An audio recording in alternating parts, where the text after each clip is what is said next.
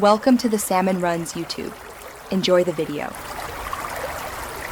You start by confirming prerequisites: Virtualbox and the extension pack installed, plus the OS ISO ready. Once done, open Virtualbox and click New. Enter a clear name, pick OS type and version so Virtualbox applies sensible defaults. You then choose memory, aim for 1/4 to 1/2 of host RAM depending on use, and create a virtual hard disk. Make sure to pick VDI or VHD as needed, and use dynamically allocated storage for initial ease. Once the VM shell exists, you move into detailed configuration. You open Settings and set System Order, disable Floppy, and consider enabling I/O APIC or VTX/AMDV if supported. These improve performance and compatibility.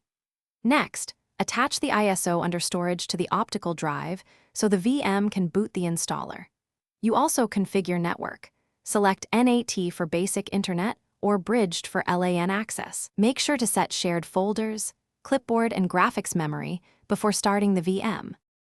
You now boot the VM and run the OS installer exactly as on a physical machine. Follow partitioning and user creation steps. Once installation finishes, power off and detach the ISO so the VM boots from virtual disk next time. After first boot, install Virtualbox Guest Editions to enable seamless mouse, dynamic resolution, and shared folders. If something breaks, check virtualization support in BIOS, reduce RAM or CPUs if the host is unstable, and re-verify the Thanks for watching. Consider subscribing if we helped you.